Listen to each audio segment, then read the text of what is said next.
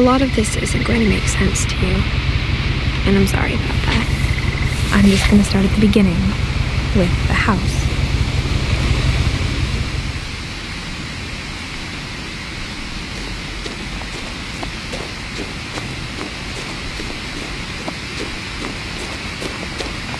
I lived here until I was 11, but I wasn't allowed inside half the rooms.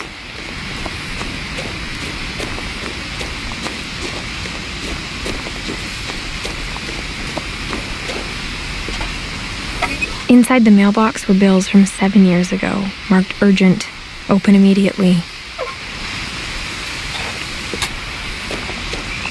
I hadn't been back since my brother Lewis's funeral.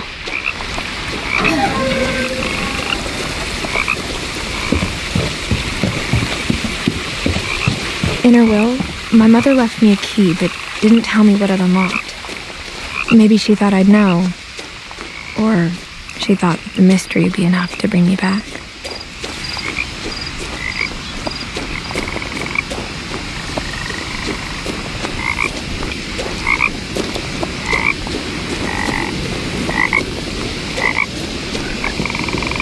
The truth is, even after I inherited the house, I never thought I'd come back to it. But now I had questions about my family that only the house knew the answers to. The woods around the house have always been uncomfortably silent, as if they're about to say something but never do.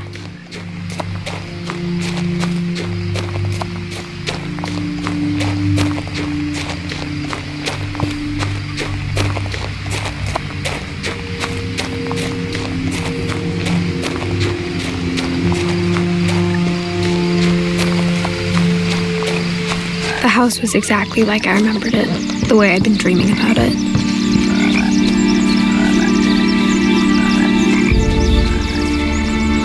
As a child, the house made me uncomfortable in a way I couldn't put into words.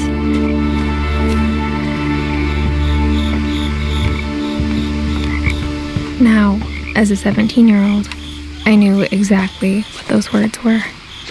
I was afraid of the house. I hoped the key might unlock the front door. It didn't.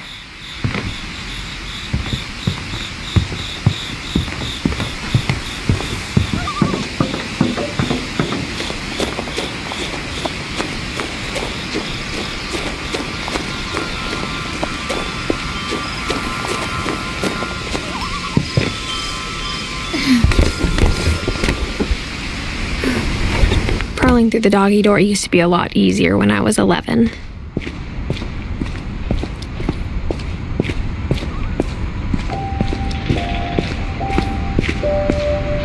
The power had been turned off the night we left. For the first time in years, I felt like I was home.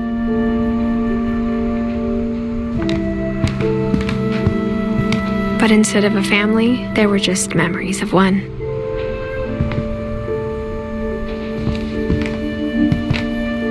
Like how only one restaurant would deliver to our house, so we had Chinese a lot.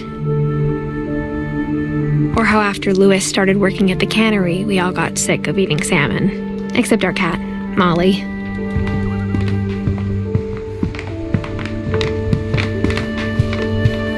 The table was still a wreck from the night we left. It was like a bomb had gone off, killing everyone but sparing the furniture. My mom was the only one of us who could imagine Great-Grandma Edie living in a nursing home. Nothing in the house looked abnormal. There was just too much of it, like a smile with too many teeth.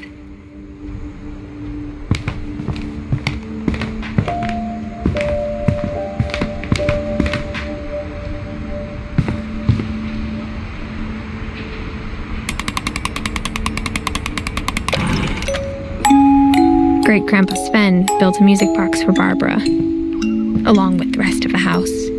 Mom always told me to stay out of the basement, so I wasn't too surprised when the key didn't fit.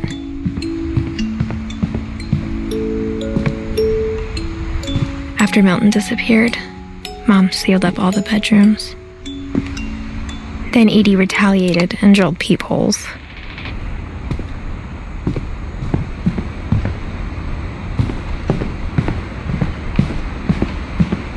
I spent a lot of time playing in Great Uncle Walter's room.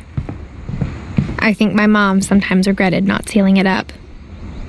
Louis told me there were secret passages, but I never believed him.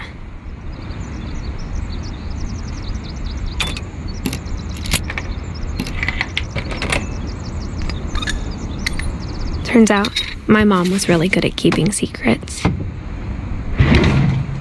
Now it was time to find out what my mom had been afraid of.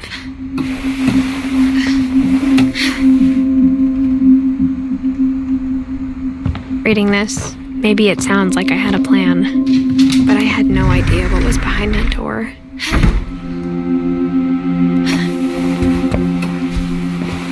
Just like I had no idea where all this was gonna lead.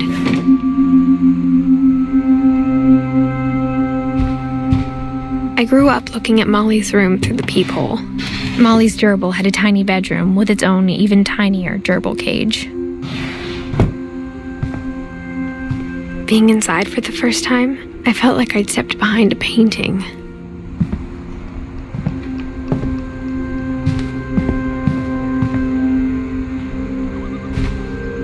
I got the sense Edie had spent a lot of time here, before my mom sealed the doors.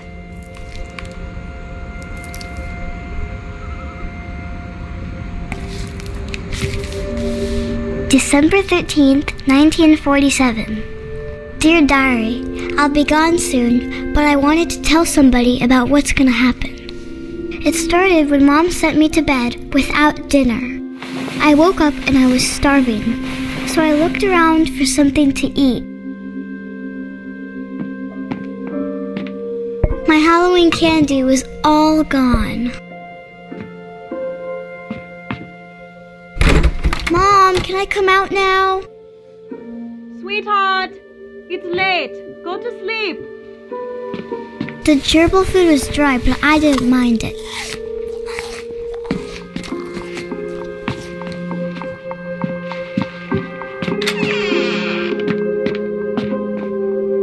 I kept eating and eating.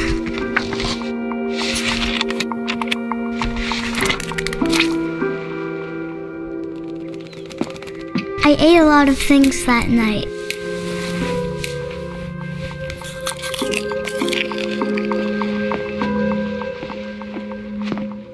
Then I heard chirping outside my window. It was a barn swallow going back to her nest. I reached out for her.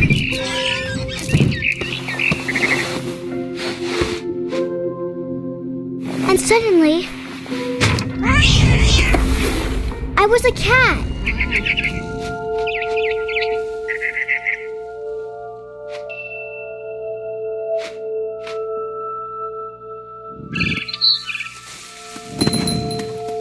I tried to be quiet, but the bird was really scared.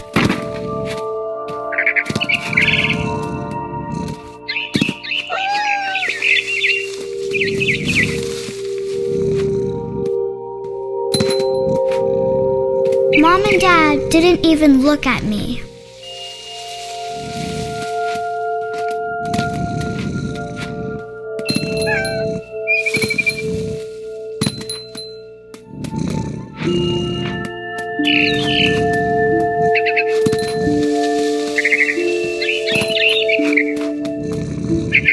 I jumped and I almost got her.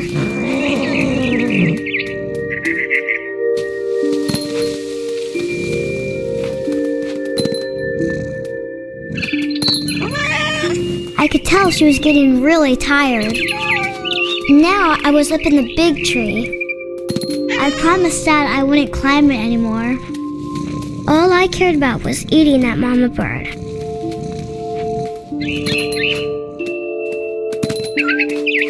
I gobbled her up. And suddenly, I was an owl. First, all I heard was the wind. Then I heard little teeth nibbling in the grass.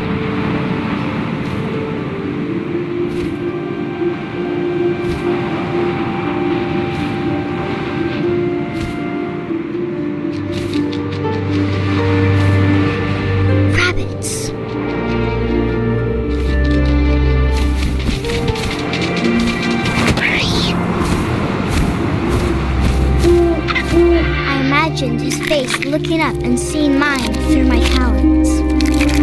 I swallowed him up, and I didn't chew one bit. Then I flew off to find something bigger.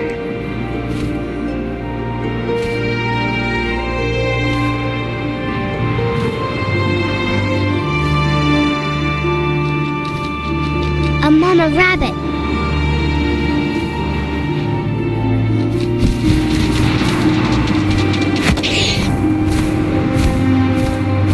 She was almost too big to carry. I started choking, but I couldn't stop eating. And suddenly, I was a shark.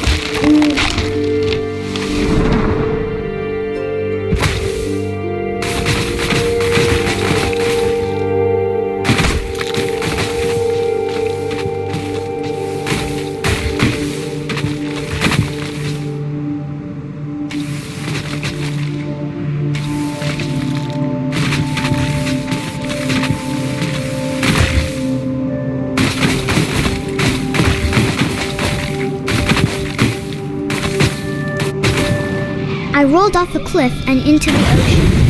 Now, I was hungrier than ever.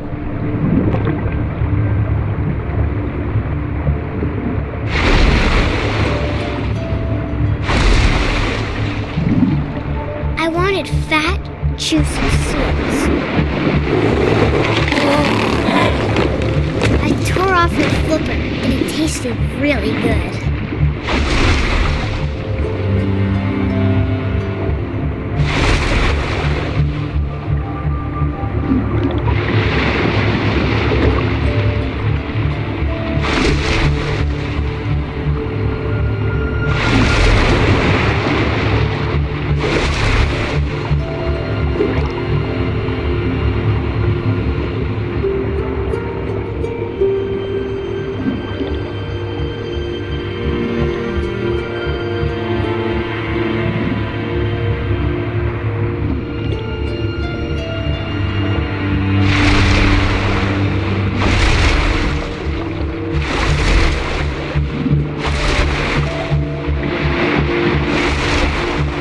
Grabbed on tight. But I was so hungry, I jumped out of the water. When I opened my eyes, everything had changed.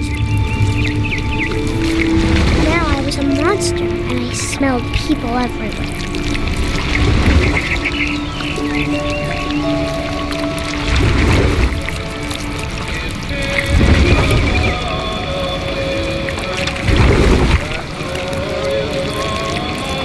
I was big, but I moved real quiet.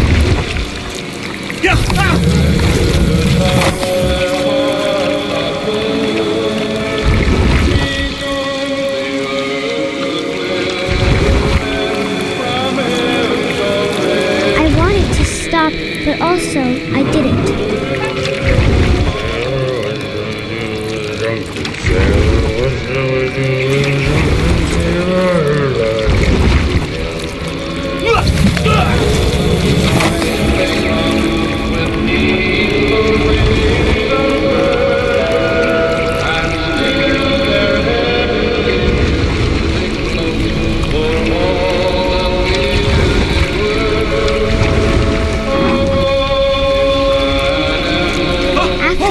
Passenger, I was still hungry, and across the water I smelled something new, something I had to have, so I swam towards it.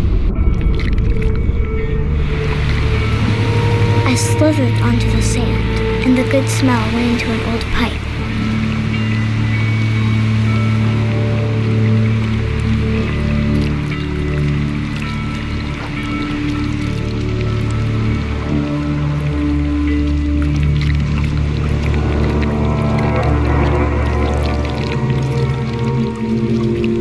I got closer and closer.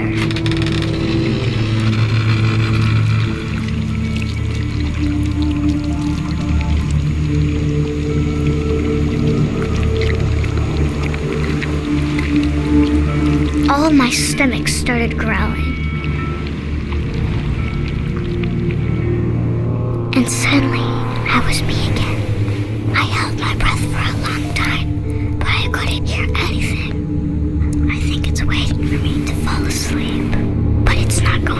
much longer it needs to be, and we both know I will be delicious.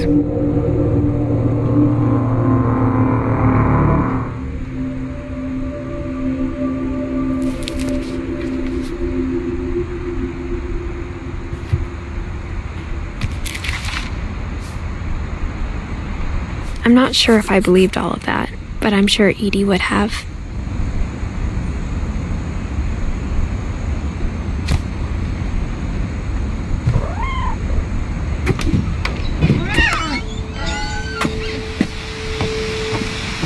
This will be obvious later, but my mom never told me any of these stories.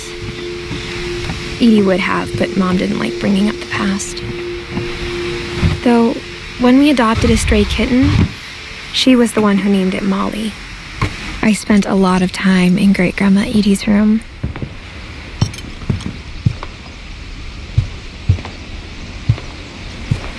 Edie gave a big interview about a mole man living under the Finch house.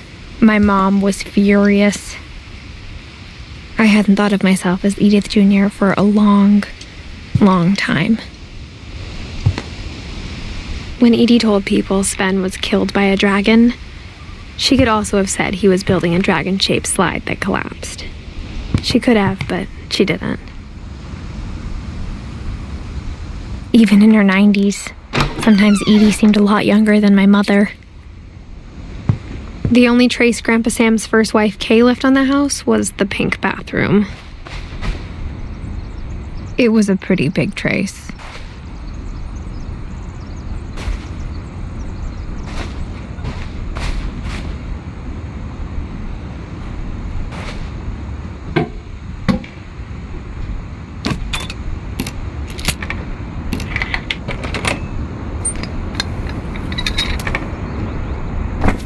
There's a secret in this bathroom. It's in the last place you would look. It isn't in the cupboard. It's hidden in this book.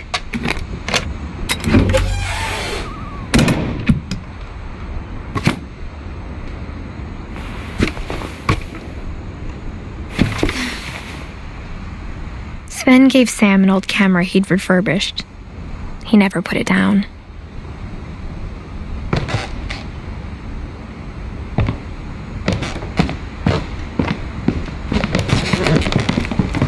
From the paintings on the wall, it was clear my brother Milton had been here before me.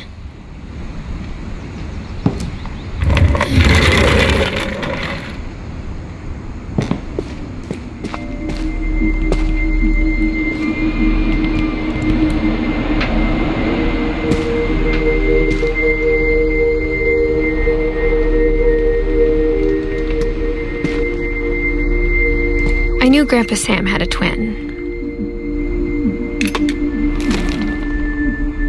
And that he never talked about him.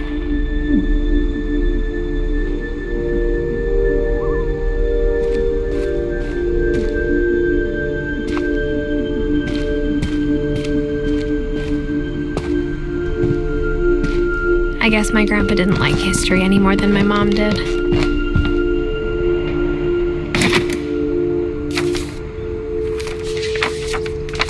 How I Want to Remember My Brother by Sam Finch.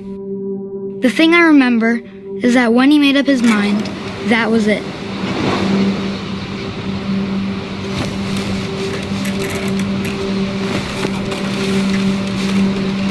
My brother said he'd die before he ate another mushroom, and he did.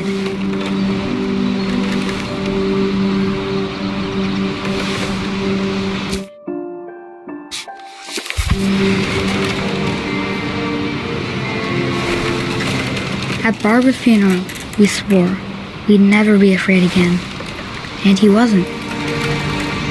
I think Calvin always wanted to fly.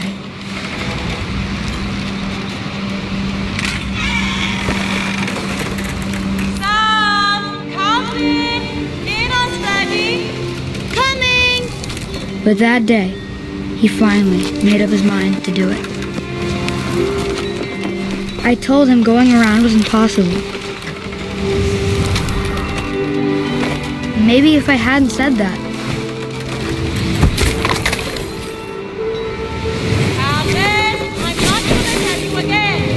Maybe if the wind hadn't picked up,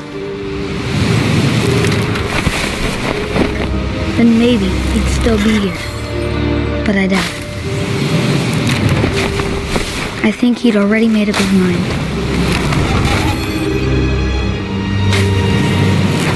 That's what I want to remember about my brother.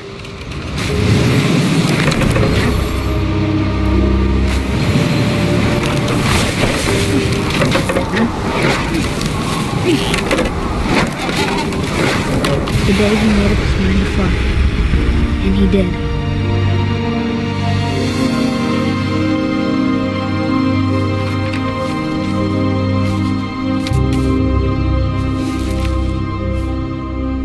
Calvin's story felt strangely familiar. When I was younger, I remember trying to do the exact same thing.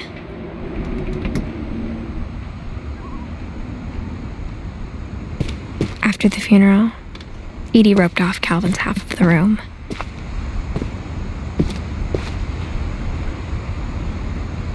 Mom said Grandpa Sam enlisted at 18 and never set foot in the room again.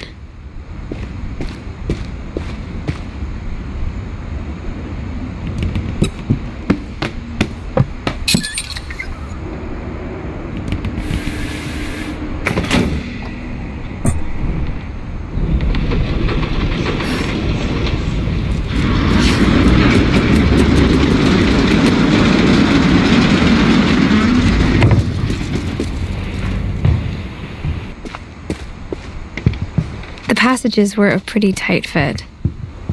They'd obviously been built for smaller hands and bellies.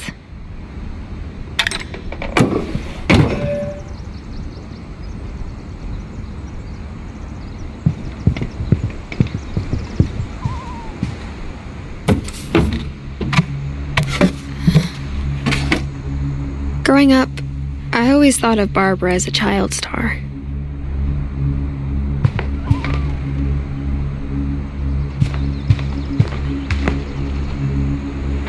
I never thought about how hard it must have been for her afterwards.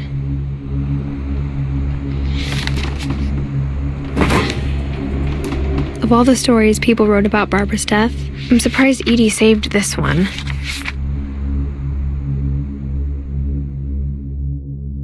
Old Jack here with another ghastly tale inspired by America's most unfortunate family. I'm calling it The Surprise Ending of Barbara Finch. As a child star, Barbara was famous for her scream. Now at 16, she was all washed up. A has-been. But in a lucky break, she'd been asked to perform her signature scream at a local convention for monster movie fans. It was just the boost her career needed. Unfortunately, her scream hadn't aged well. Getting better. I think you just need the right motivation. Her biggest fan and current boyfriend, Rick, was about to demonstrate when... Now that was a great scream. It was Barbara's father, Sven. He'd slipped into a table saw and had to be rushed to the emergency room. So Barbara got stuck babysitting her youngest brother, Walter. Her convention comeback was cancelled. Okay, I'm hearing frustration, but I'm not hearing terror. What if I tried... A gang of hoodlums in Halloween masks have been terrorizing Orcas Island tonight. Police are urging residents to... That came from the basement. You're right! Also, I loved your delivery on that. Why is your basement door locked? Because my dad likes making puzzles and secret passages. There's a key hidden in the music box.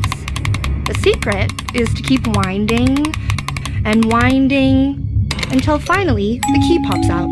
Thanks, babe. I'll be back in a sec. 20 minutes later, Rick hadn't returned. So Barbara went to look for him, right on cue. She reached for the music box. she wound the key. She listened for Rick, but the house was silent.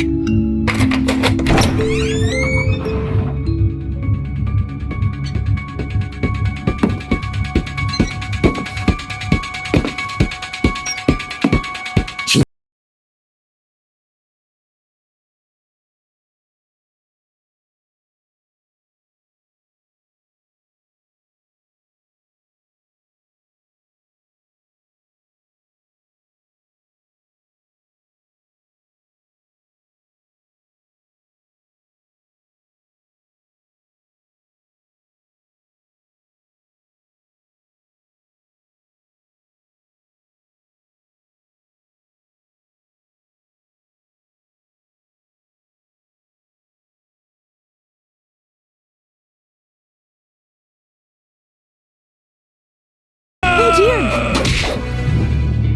Oh! Rick?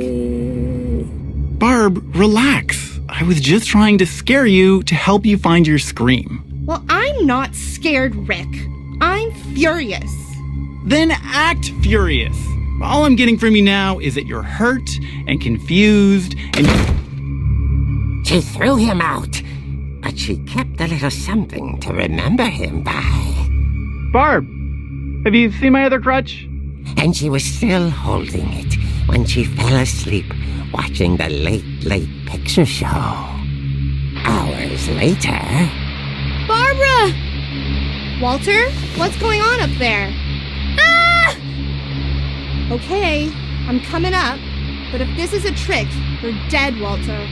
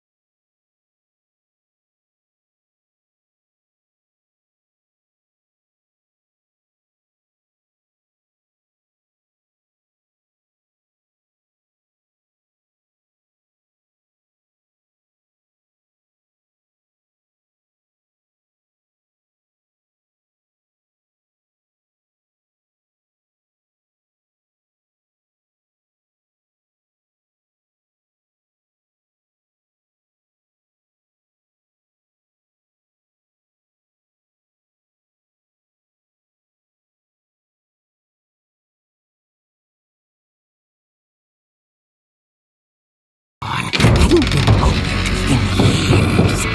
The hinges grow.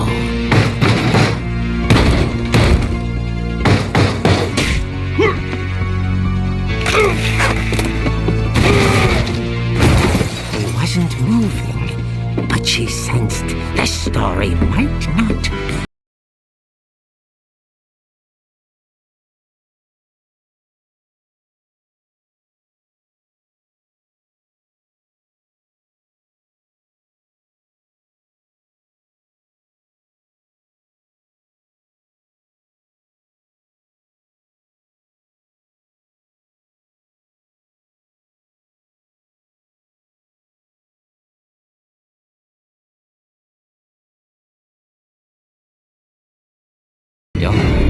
She heard whispering. It was coming from inside the house.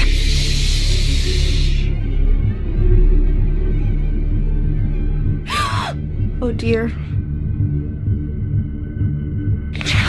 Surprise! Bravo, Bob! You were wonderful! The monsters had come to surprise her. For Barbara, it was a dream come true. Then she saw what kind of monsters they were, and she realized what was about to happen. She was going to be famous. And with her final Finch gave the performance of her life.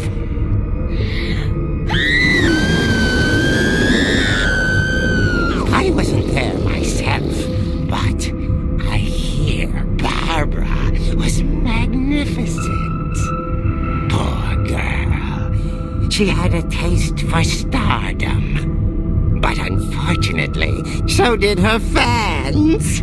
Of course, the police blamed it all on poor Rick, who disappeared the same night. And little Walter, hiding under his bed the whole time. He took it all pretty hard, but that's another story. As for Barbara, tucked inside the music box is all they ever found of her. Her ear. Now that's what I call a real eerie tale.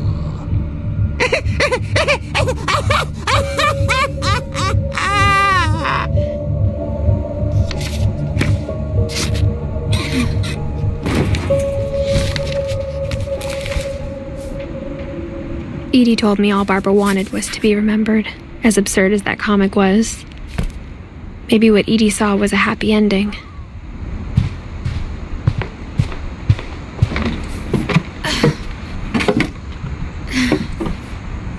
I guess now I know why Mom didn't like me playing with the music box.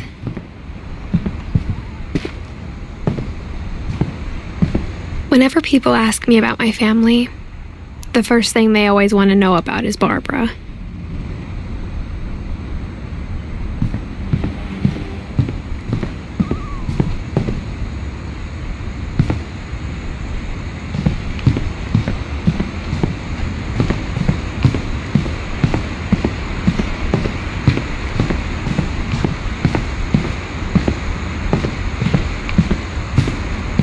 Funny. All those times I played with the music box and never found the basement key. Mom must have locked the third floor stairs on the night we left.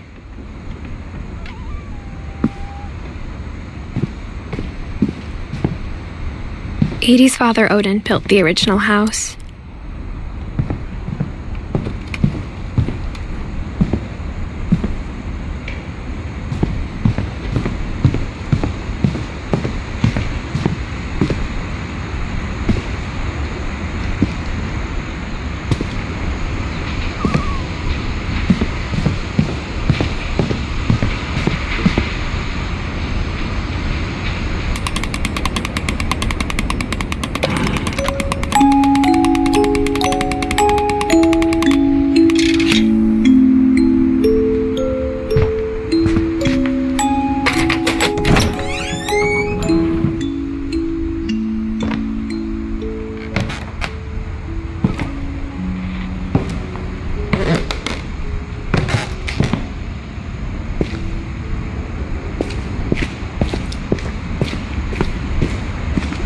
Mom said the basement was off limits, unless I wanted another tetanus shot.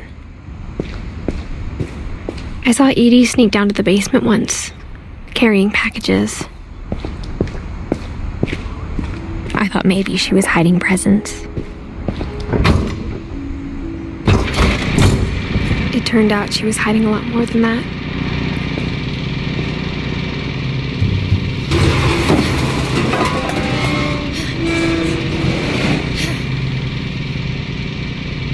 I remember asking Mom once about where Walter had gone. She said after Barbara died, he got as far away as he could. If there's a pattern in all these stories, I think it's that none of us has gotten very far.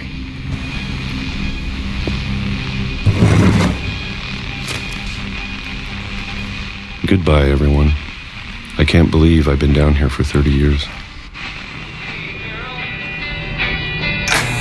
On that first day, after the shaking started, I didn't think I'd survive a week.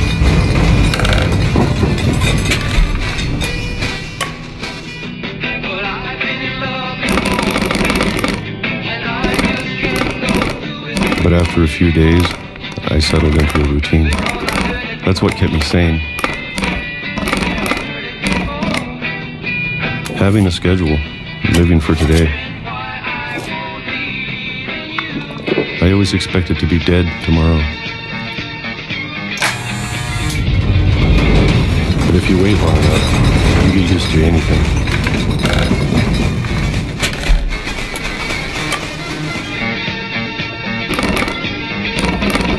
Even a monster on the other side of the door starts to feel normal. Almost friendly.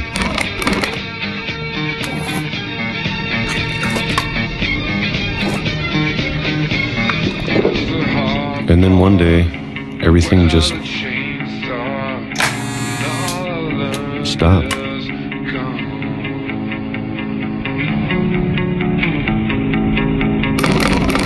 Whatever that thing was, it was gone. Maybe it got tired of waiting. Or maybe I just got tired of being afraid.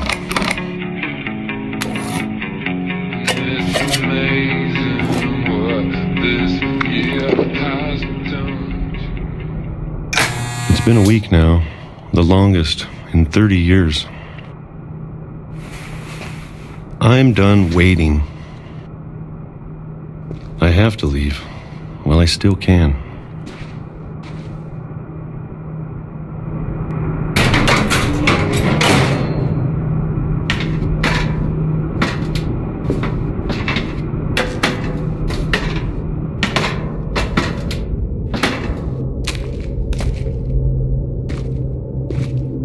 I know it's out there somewhere. Whatever killed Barbara and Molly and Calvin.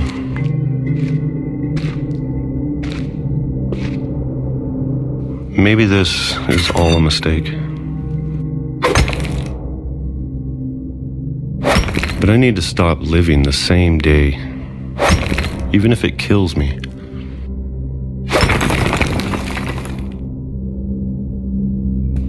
Whatever's out there, I want you to know I'm ready for it. I'm going to appreciate all of it, especially the food. I don't mind if I only have a year left, or a month, or a single week. I'd be happy with one more day. I can already imagine the sun on my face.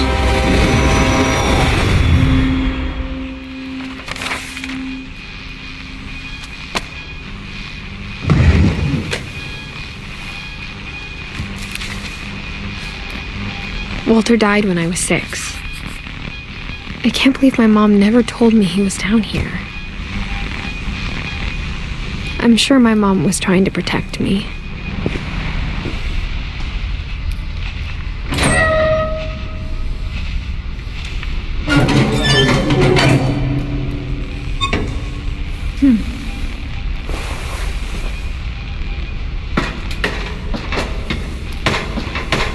Maybe she was afraid I'd end up like Walter. But if she never told me about an uncle under the house, I can only imagine what else she was hiding. I don't want to make the same mistakes she made.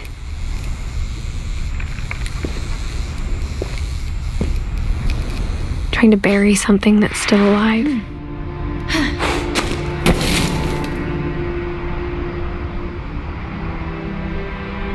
Now that there's only one of us left, or maybe 2, I thought it was time I heard the stories for myself and found out what happened to everyone else. But now I'm worried the stories themselves might be the problem. Maybe we believed so much in a family curse, we made it real.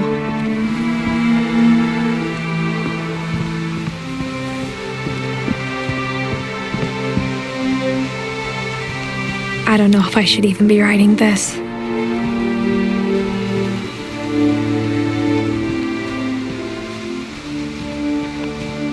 Maybe it'd be better if all this just died with me.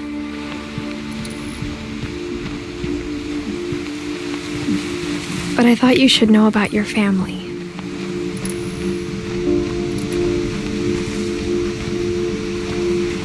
And the history you're a part of.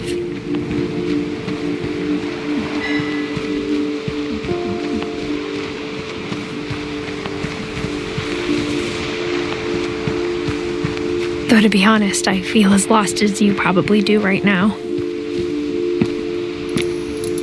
I think the people in these stories believed them, for what that's worth.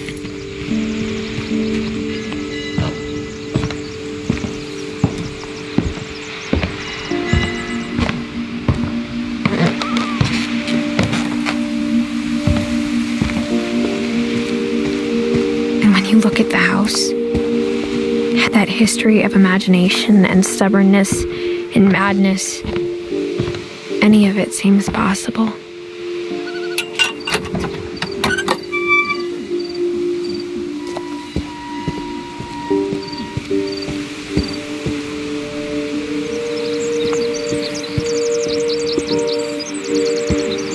I think we've been surrounded by death for so long, we've just gotten used to it. What kind of family finishes building a cemetery before starting the house?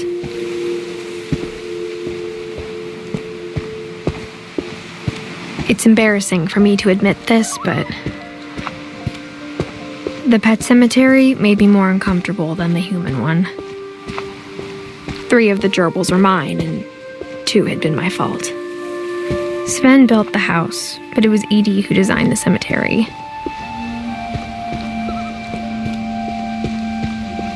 I'm sure Odin's monument had been Edie's idea.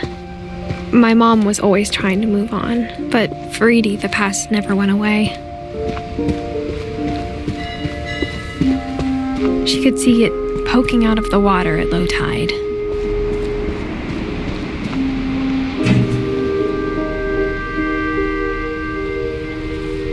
Edie said she dreamed about the old house every night.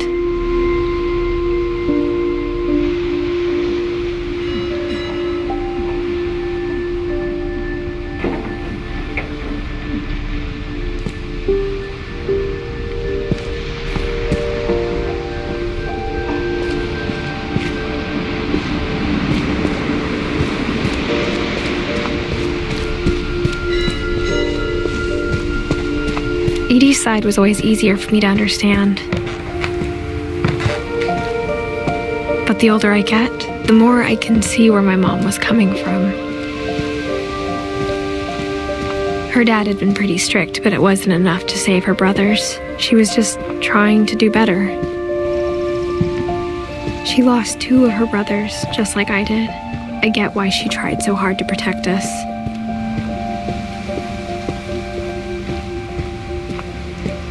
There's so many things I wish I could ask my mom now. Part of me thinks this is what she wanted all along. For me to come back someday and find everything out for myself.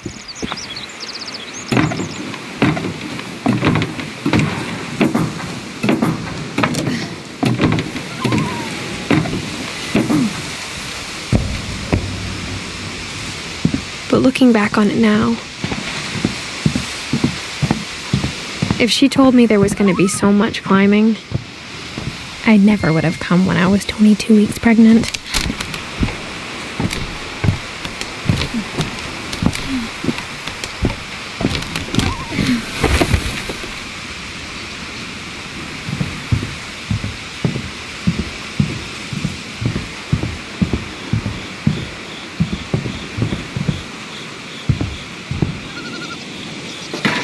I never met Grandpa Sam, but I think he and my mom had a lot in common.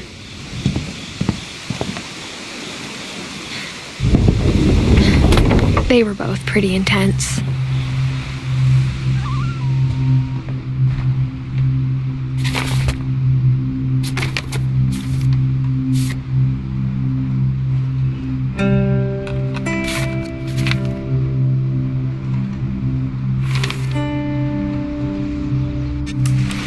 Dawn, I promise, you'll never forget this weekend.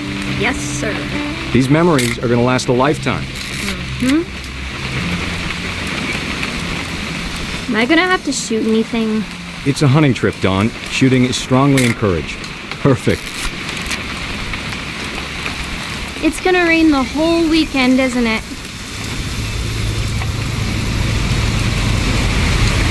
We'll never forget this weekend. Okay, got it. I'm gonna take some pictures, okay?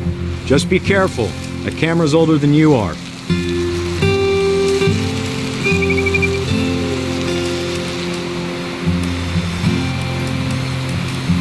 Definitely should not have drunk all that coffee. Hey! That's a keeper. We found an old logging trail. There were deer everywhere. Dad! Good eyes, Dawn. Before you take the shot, let me get a picture of you.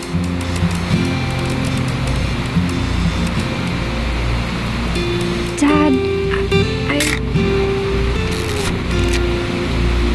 Let me get behind you. Do I have to do this? Dawn, you don't have to do anything. But if you want to survive... Great shot, Dawn!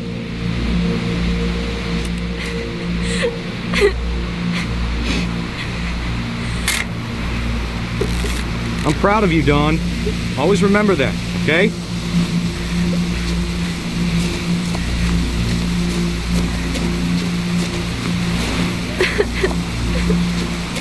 Dad, it's twitching. I think That's totally normal, Dawn. Just focus on the camera. Try not to think about... Dad!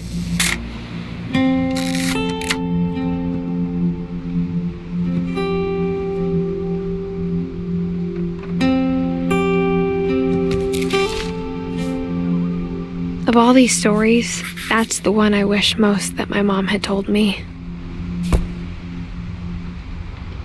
Sam spent his life shooting photos, but Mom said he got nervous being in front of the camera. I guess we're all afraid of something.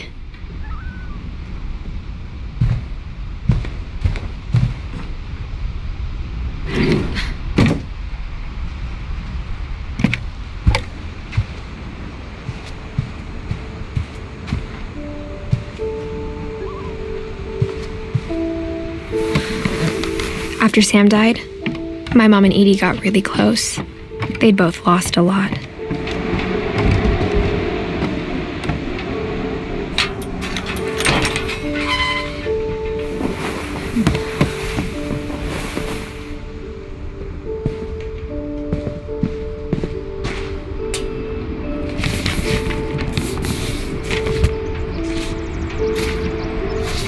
Dear Kay, do you remember the way Gregory used to laugh when he thought he was alone? Like something funny was happening, but only he could see it.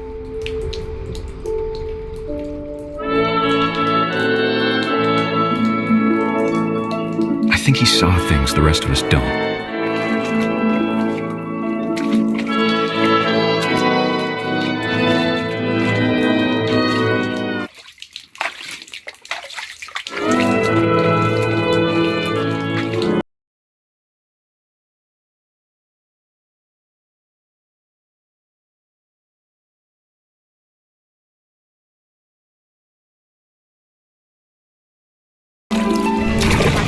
Gregory, it's time to... Hold on, sweetie. Hello? Sam, I told you I don't want to talk right now. I wonder what he saw. What his world was like.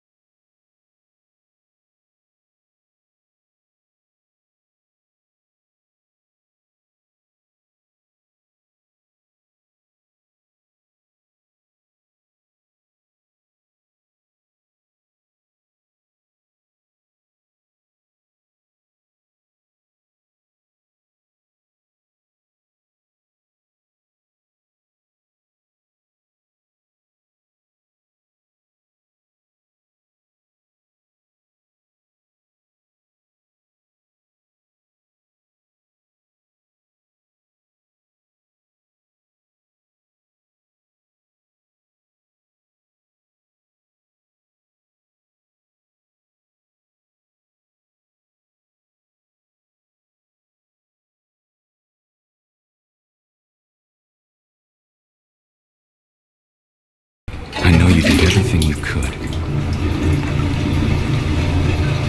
Maybe if I hadn't called that night. Damn it. Hold on, I don't want Gregory to hear this. I wish he could have told us about the world he saw.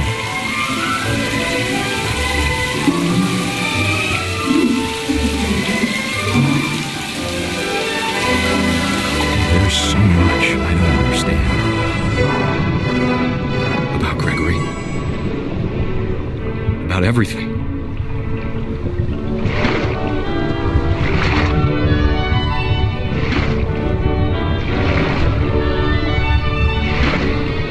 But I know what happened wasn't your fault.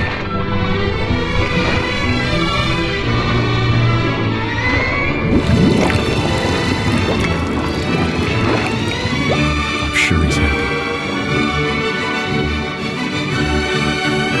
And he'd want you to be happy too. Good luck, Kay. Love, Sam.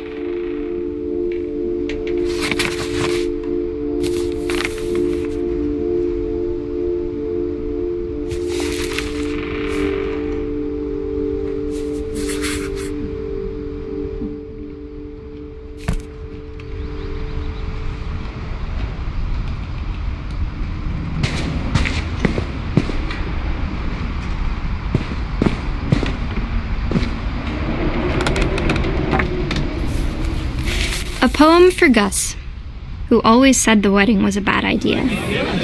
Our father never hit us kids, at least not very hard, before the day my brother said with teenage disregard that he'd be dead before he'd see a wedding in our yard.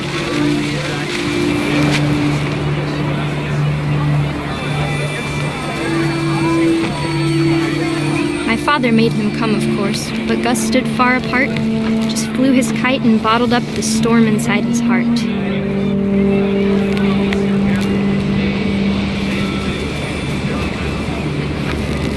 I tried to talk him out of it, but though he'd never met her, "We don't need a stepmom," were the words that I now pronounce you husband and wife. You may kiss the bride.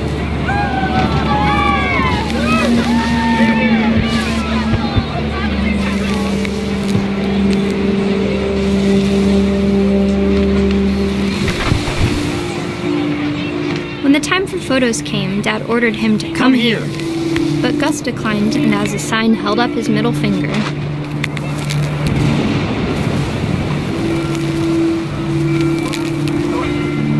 The wind picked up, and panicked geese appeared and quickly went. But all the humans did that day was go inside the tent.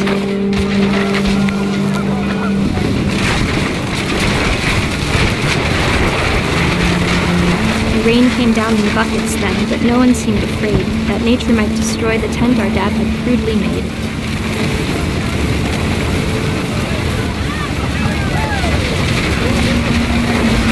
The thunder sounded much too close and full of angry power. But all my father said to this was, "Make the music louder."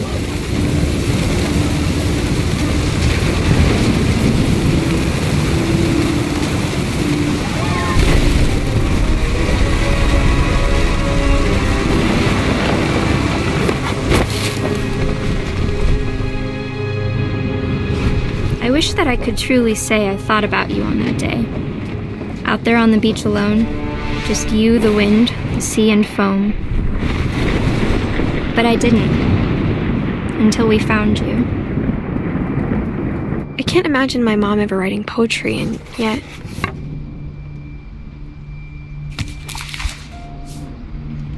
She never talked about him, but Mom told me once if I was a boy, they were going to name me Gus.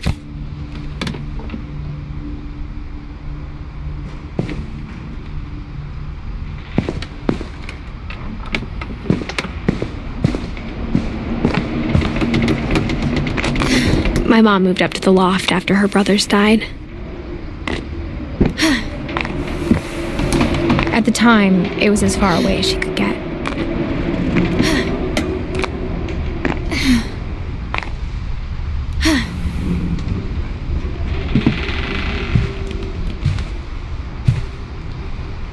She spent a summer building houses in Calcutta, where she met my dad, Sanjay.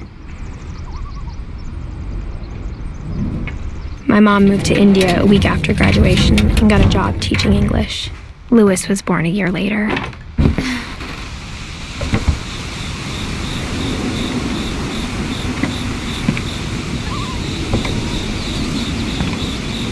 When my dad died, I don't think Mom knew where else to go.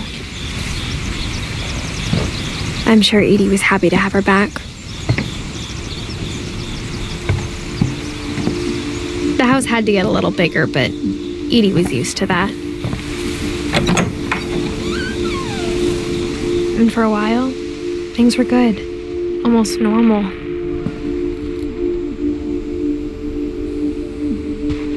But it didn't last.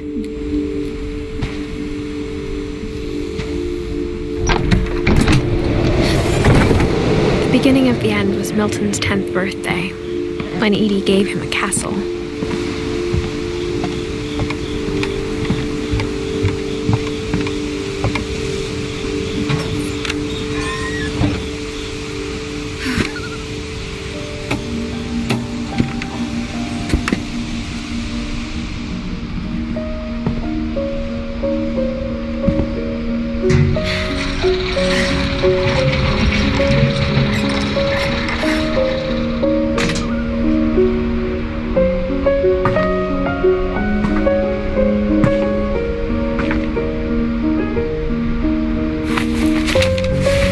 Milton Finch in The Magic Paintbrush.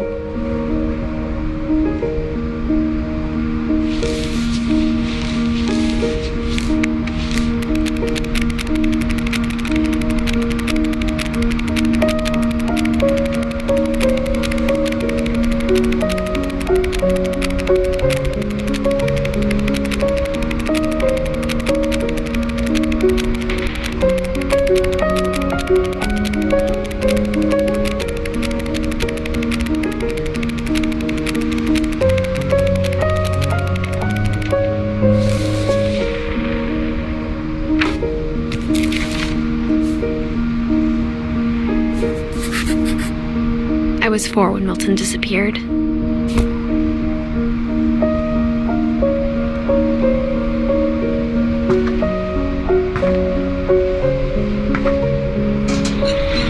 Mom spent months searching for my brother. Then she sealed the doors.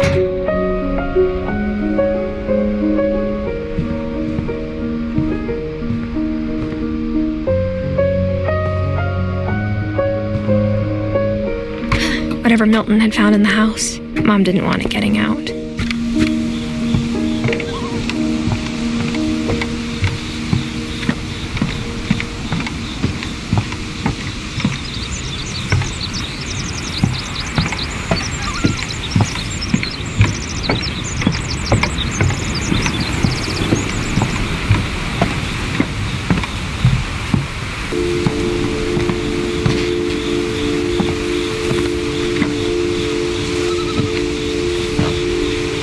Mom definitely blamed Edie, but I think Louis blamed himself.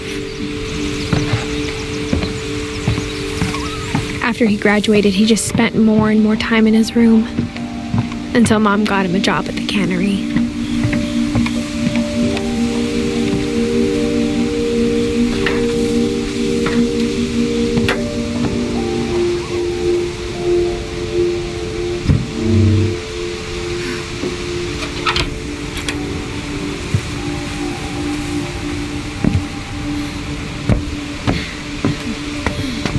Louis's room smelled very, very familiar.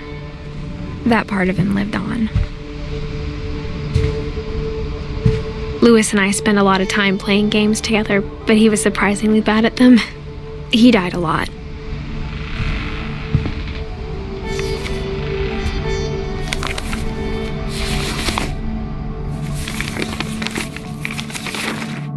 Dear Mrs. Finch, as Louis's psychiatrist, I can understand your desire for an explanation. As I see it, the trouble began in January, shortly after we convinced your son to seek treatment for substance abuse. Newly sober, I believe Louis first noticed the monotony of his daily life.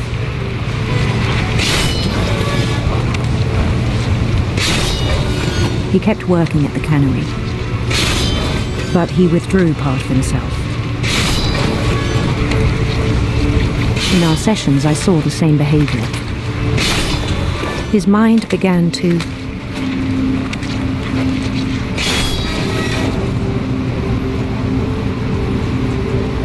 wander. I asked him to describe it. He said he started small, imagining a labyrinth. He'd feel his way about. Then something moved, bats and toads.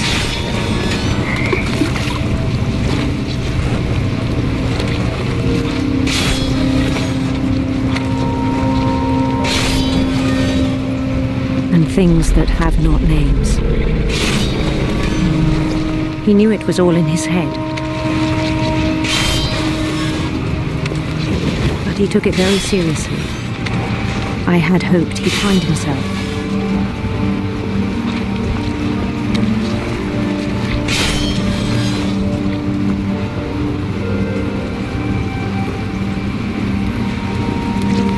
But he found something more. I worried about him then, daydreaming at the cannery. I spoke with his boss, but he said Lewis had become a model employee. Methodical, tireless, focused. Like a whole new Lewis. So I let him go on.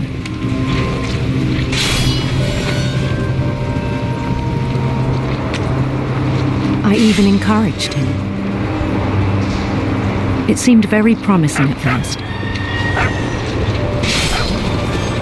He told me he'd made a new friend.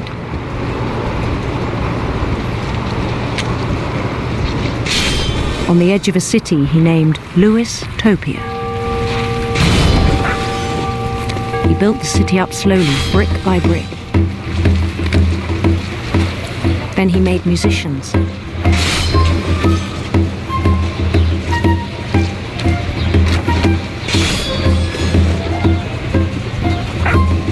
And songs for them to play. He talked about starting a band. And he was always humming something. Every day his imagination grew stronger. He no longer spoke at the cannery. But his chopping was as reliable as ever. Then one day it struck him that all the cheering crowds, even the stones under his feet, were all in his imagination, so he could do whatever he wished.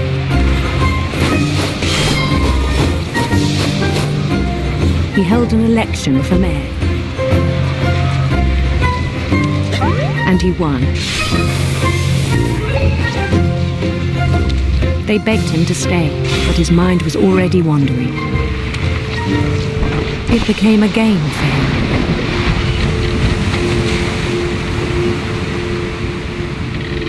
He'd conquer a city, then immediately push on.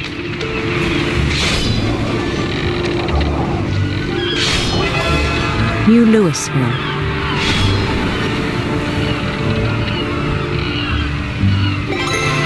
St. Louis. He started drifting away from our reality.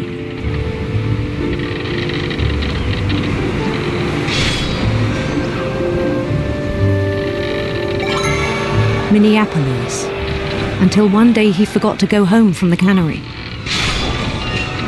Even as his mother pleaded with him, part of Lewis kept sailing on.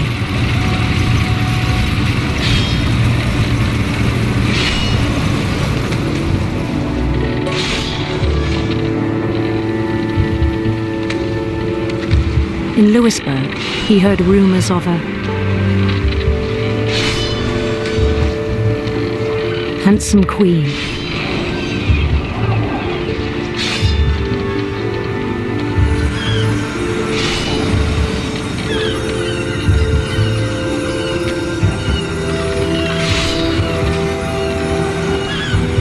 queen was on her own quest for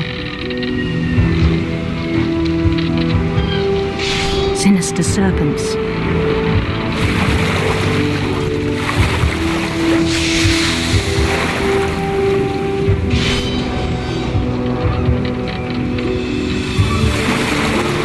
He followed the sound of her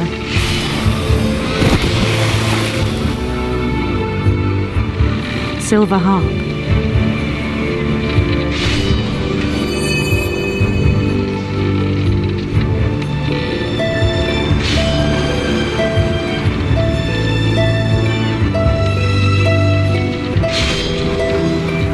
His chase led him to a golden palace east of the sun and west of the moon. Even then, his logic remained sound. He knew the world was all in his imagination.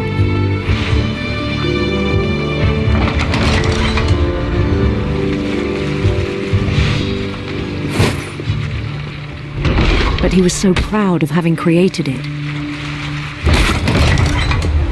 In his own eyes, he'd become something greater than a king.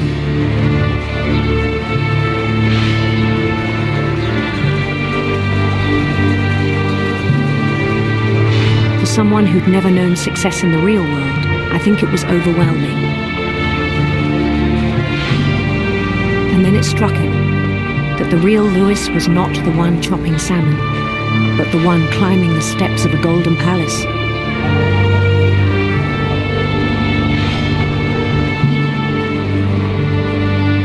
My imagination is as real as my body, he told me. It was hard to argue with him.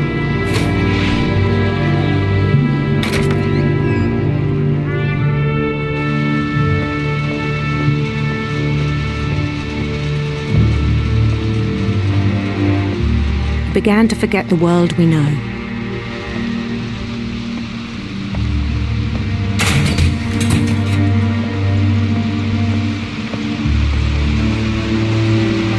I think it pained him to remember Lewis, the cannery worker.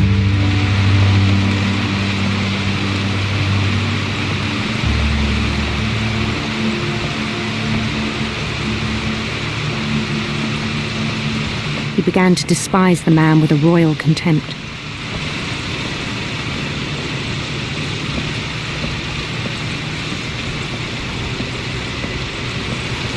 I still thought I could save him. Even after he said he was being crowned king over all the lands of wonder. The palace would be packed with his companions.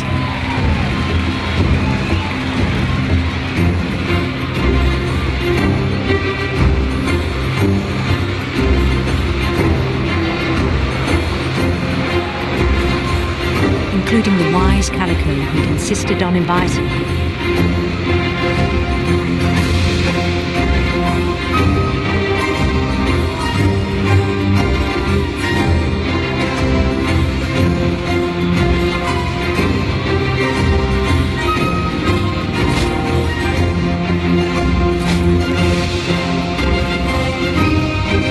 His queen waited, holding his crown.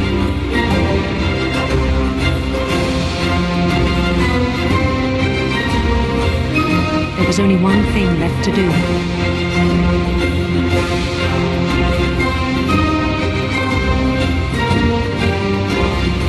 Bend down his head.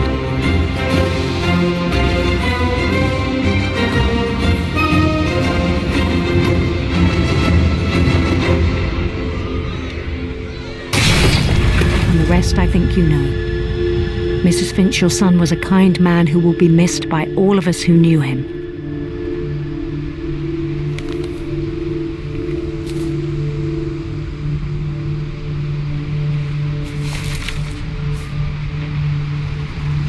My brother was really cool. I wish you could have met him.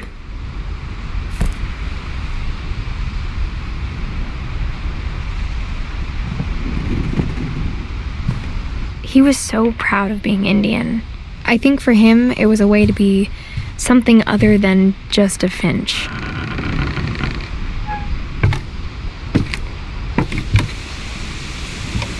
On the way back from Lewis's funeral, my mom told me to start packing. She waited until the day before we left to tell Edie. I'm not sure if she wanted to make it easier or harder.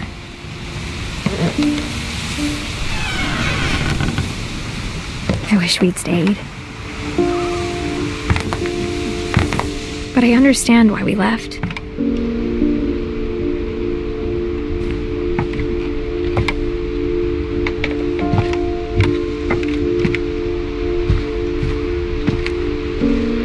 My mom ended up leaving everything behind.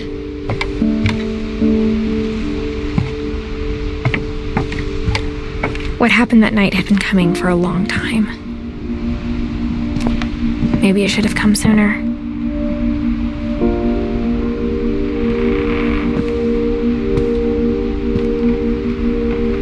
But it had to end one way or another.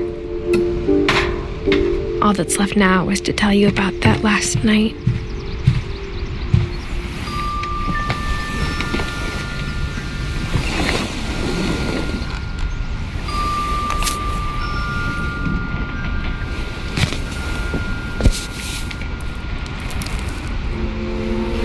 That whole last day, Edie just watched us pack and didn't say a word. Until supper, when she raised her glass and said, "To our final night together, and all our final nights apart." Grandma, you know what I said about alcohol. Some of your medications are very Edith, specific. I left a present for you in the hallway. Why don't you go open it? The grown-ups have to argue now. I'm sorry, you're right. We're all leaving tomorrow. Let's just enjoy our last... I'm not leaving. Edith, you're excused.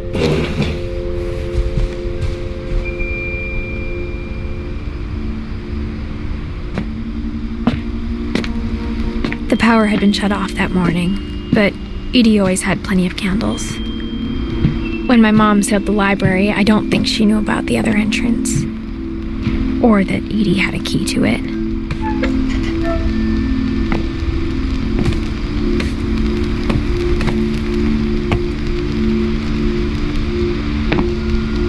The thing you're afraid of isn't going to end when you leave the house.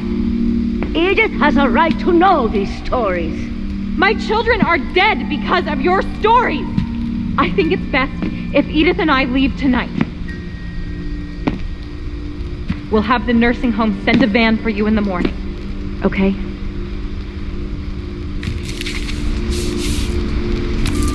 Dear Edith, there's so many stories I wish I could tell you, but there's only time for one. This is about what happened on the night you were born.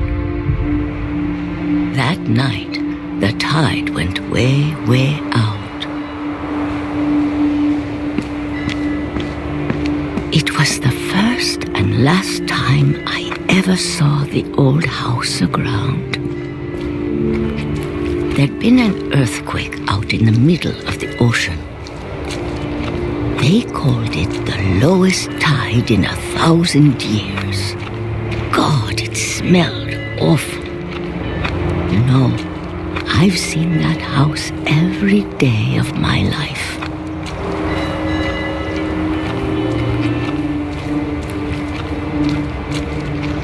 But I never thought I'd go back to it. When the fog rolled in, I lost my way.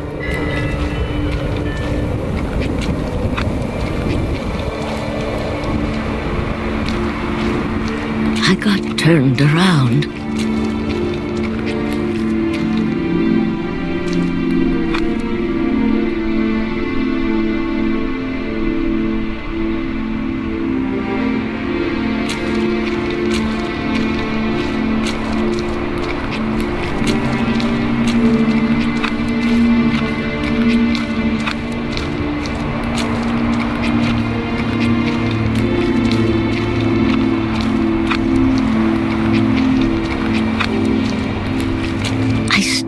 Seeing things.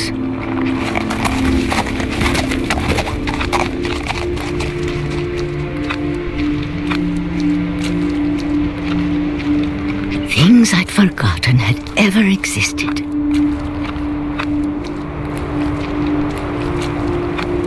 But when I saw them, they felt like old friends. That night, a lot of things came back to me. Or maybe I came back to them.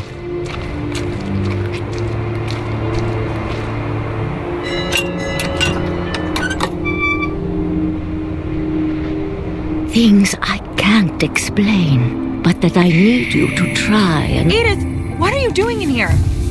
It's mine. Edith! Mom, you're gonna rip it! Let go! I kicked and screamed, but Mom dragged me to the car. I never saw Great-Grandma Edie again. The next morning, the band came to pick her up, but she was already gone.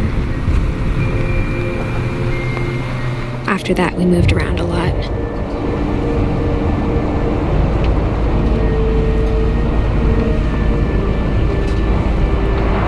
We both tried to make the best of it.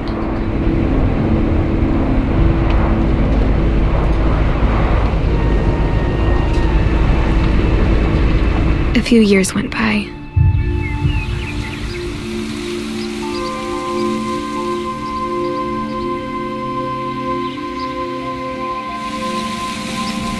My mom didn't like to talk about it, but she started getting sick a lot. The rest happened pretty quickly.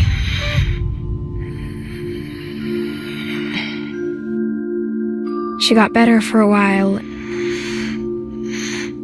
then she didn't. And then I was alone. The last Finch left alive.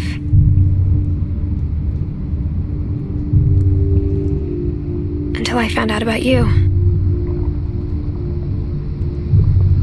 I'm still not sure what to tell you about all this. If we lived forever, maybe we'd have time to understand things. But as it is, I think the best we can do is try to open our eyes. And appreciate how strange and brief all of this is.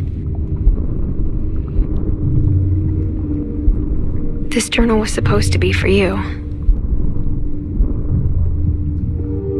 But now I hope you'll never see it. I just want to meet you and tell you all these stories myself. But I guess if you're reading this now, things didn't work out that way.